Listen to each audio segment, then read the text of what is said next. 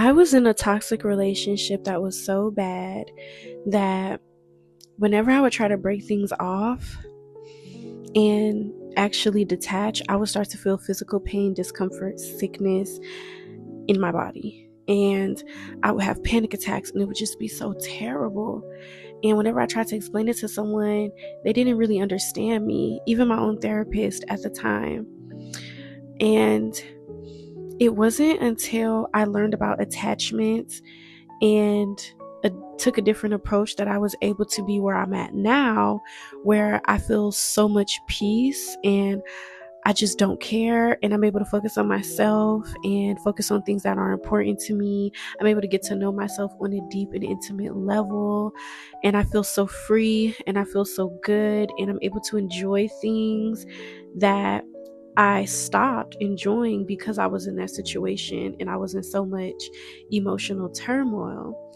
And I feel like one of the biggest things that helped me do that is learning about attachments and learning that everyone experiences different levels of attachment and different levels of intensity in that attachment.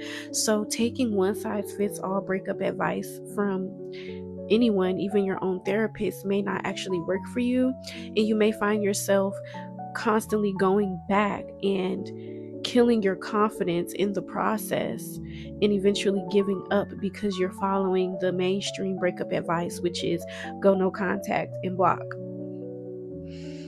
That does not work for everyone, especially if you're dealing with like a really strong, intense attachment, especially those damn trauma bonds. So, when I focused on easing the attachment, which is basically doing the things that most people would wait to do when they leave the relationship, doing that while I was still in the relationship, that is what helped me. That is what freed me from the shackles. And I'm just so grateful to have that opportunity to learn that, because everybody ain't Shira 7. Everybody doesn't have sociopathic tendencies. And as much as I would love to not care and for things to just not affect me on a deep level, that's not always the case. And sometimes you have to take a different approach in order to actually be able to level up and get to a point where you don't care anymore. I talk about self-seduction for women, especially Black women, and I know that when you go on that self-love, self-seduction journey, it's so much easier when you know how to detach